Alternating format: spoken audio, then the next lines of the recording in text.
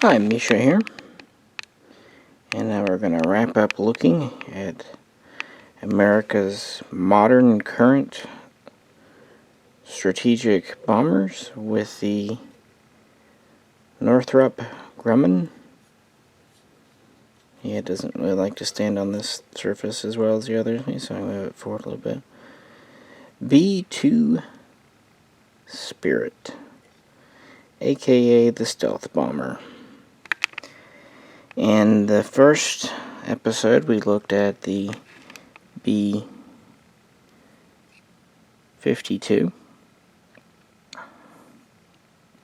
the Stratofortress. And in the second one, we looked at the B-1B, the Lancer, or the Bone. And now we're going to wrap up with the B-2. All of these are 1/200 scale diecast from Herpa, which they're the only ones I could find that were doing all three of these in the same scale. And to be fair, you're looking at some really big planes if you get much bigger. Well, as I said in the B-1B video, the work for the stealth plane dates back to the 70s. DARPA really started to kind of look into stealth in the early to mid 70s, and some of the early discoveries of stealth were really discovered accidentally. But they started to figure out what does and doesn't make for low radar cross sections, and work began, and so on and so forth. You had planes like the Hopeless Diamond, the Have Blue. You really started to see Northrop and Lockheed doing a lot of the stealth work. McDonnell Douglas was in there too, but it seems like it was Lockheed and Northrop that were really leading the way.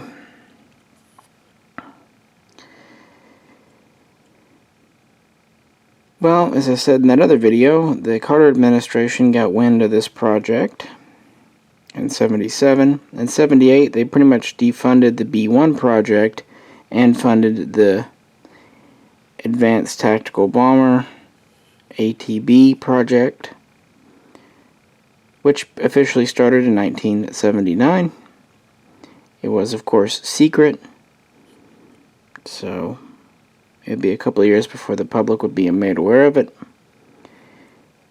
In 1981, the design from Northrop would be selected, and the name B-2 and Spirit would be applied.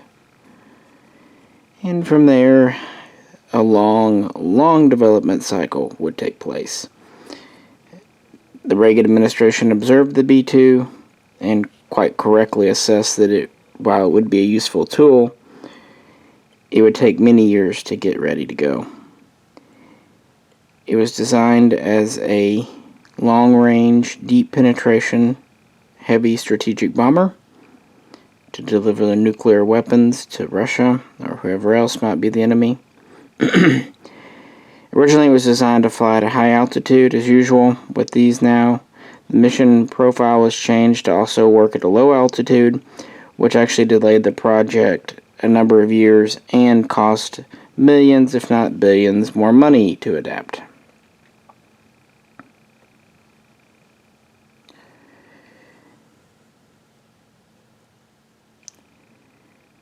The aircraft was first shown to the public in 1988 at a rollout, and then it took its first test flight in 1989. And originally, when this very first started, they were planning to get it 165. Then that number was cut to 132, and then in the late 80s, 75. Well, the Cold War, as you know, ended, so then the Bush administration announced that only 20 would be produced of the B-2. And the Air Force received their first bombers in very late 1993, And again, very advanced technology. It wasn't until January 1st of 97 they declared them fully operational and ready to go. It took a lot of training on the pilots. Interestingly, these have to be housed in air-conditioned hangars to preserve the stealth technology, this kind of the skin. They're kind of a fragile plane in that sense. What do we have here? Well, as you can tell, it's a flying wing design. There is no tail to speak of. It's very long, at 172 feet wide. Now, it's only 69 feet actually long, so it's not too wide there. It's slightly faster than the B-52 or the B-1B at low altitude. It can get up to Mach 0.95. It is not supersonic. Part of that is to preserve stealth. Its max ceiling is 50,000 feet. And its max payload is up to 40,000 pounds in 2 internal bays. They have to be internal on this plane for stealth reasons again. We have a crew of 2, a pilot and a commander. A third person can be put in the cockpit if needed, but is not necessary for the operation. This plane was expected to fly up to 2 days with refueling, so to that end, a toilet, a small galley, and even a small bed were provided so the crew can take turns. Originally, when designed, it had up to 136 independent computers on board. This is because this design is in no way aerodynamic or flyable by humans. It has to be done by computer. The true definition of fly-by-wire. No cannons or anything like that, of course. Its really only defense is being stealth. And it's not stealthy when it's literally dropping its bombs. Once its bay doors open, it is visible to radar. Otherwise, it has a very small cross-section. Meaning that the B-2's dangerous moment is right as it's over its target.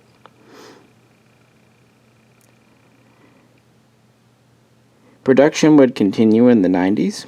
Most planes were named Spirit of, like this is Spirit of America. You've got Spirit of Missouri, Spirit of Ohio, Spirit of Kansas, yada yada. In 1996, the Clinton administration authorized that one of the prototype B-2s be upgraded to full functional status, meaning that the fleet would be up to 21.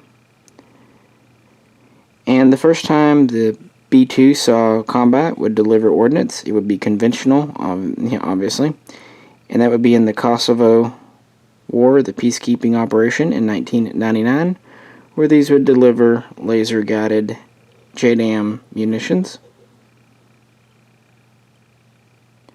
They would continue to see use in Afghanistan in 01, Iraq in 03.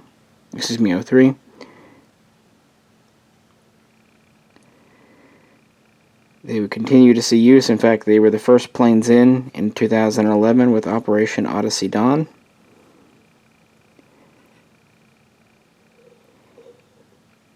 The track record has been quite successful, however, not perfect.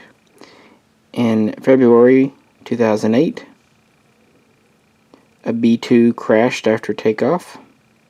The crew ejected safely, but the plane was a total write-off. The fleet was temporarily grounded, and afterwards an update to the computer system began that year, and basically it was taking all the independent computers and integrating them into a network, which is great unless you're fighting Cylons, and then not so great.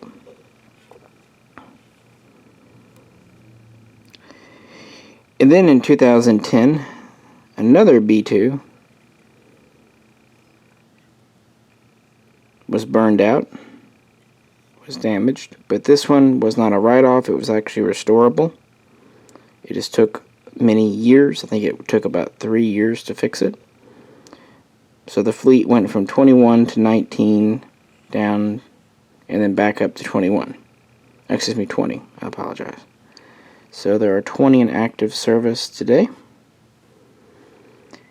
It's a very specific thing. I mean, it delivers munitions pinpoint stealthily, but it does cost a lot. The biggest thing is maintaining all of its stealth capabilities and equipment and coatings, and the pilots have to be highly trained. It's worth pointing out that the longest mission so far undertaken by B-2 is 44 hours and a bit.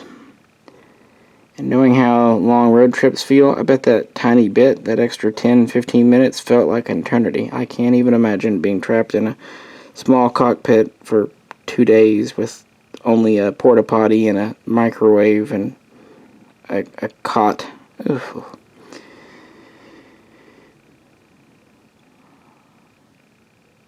But a unique plane, and definitely the one of the pinnacles of American avionic technology.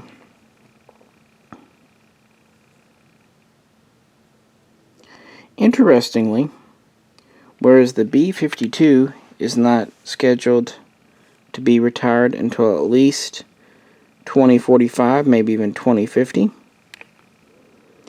and the B-1 is scheduled to be retired sometime between 2034 and 2038, the B-2 is actually the first to be scheduled for retirement. These are planned to be phased out by 2032. The reason is pretty simple.